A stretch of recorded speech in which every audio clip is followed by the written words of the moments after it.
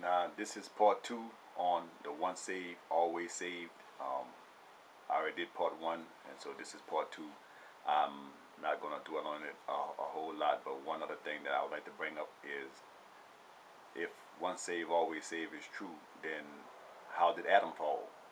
And where did Adam fall from? Because in part one, like I dealt with, in Romans chapter 11, I think it was verse 18 or so. You can view part one and see for yourself when he said that if you continue in his goodness, otherwise you also will be cut off. And it speaks of them, Israel, falling. Well, where did they fall from? It's the same thing with Adam. Where did Adam fall from?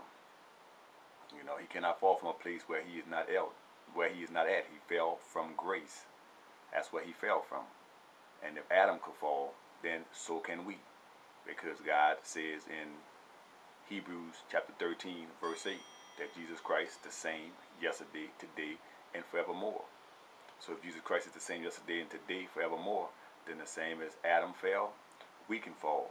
You can also read Hebrews chapter 6, verses 4 through 6, where it says, it is impossible for those who were once enlightened, and they were once enlightened, and that have tasted the heavenly goodness, and so on and so forth, that if they should fall, it would be impossible to renew them back unto faith. Now, there was some that say, well, it's possible that don't apply to Christians. You can let people, once again, say what they want to say.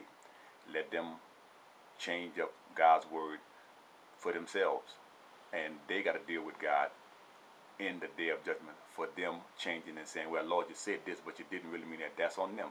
Once again, don't accept what people tell you.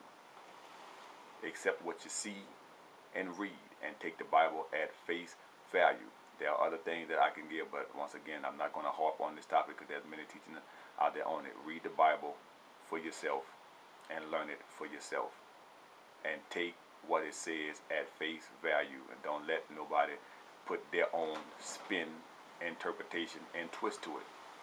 That's where the confusion rises up, and that's why there's so much confusion in the church today. Everybody, or not everybody, but the majority of them out there are, well, this said that and this said that, and they're twisting God's word around. Once again, Adam fell from somewhere, and if Adam could fall, so can we. And I printed out scriptures in part one that shows you that it is possible for us to fall. And why else would Paul also say, work out your own salvation with fear and trembling? What is that to work out? If once you accept Christ, it's a done deal. It is a done deal, providing you continue in his goodness. You must continue in it, because the race is not given to the swift. You must continue to walk in his grace.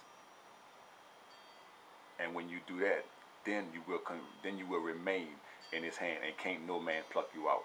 Then you will remain in his hand, and can't no principalities or anything separate you from his love, providing you remain in his goodness. Because you are saved by grace, not by works, but you are saved unto good works, because it shows the fruit of his character, and he will grow you in himself. But it is a work in progress. Salvation is free. It is from God. But the maintaining of it, you must work your faith. You must work your faith. And on that note, God bless you.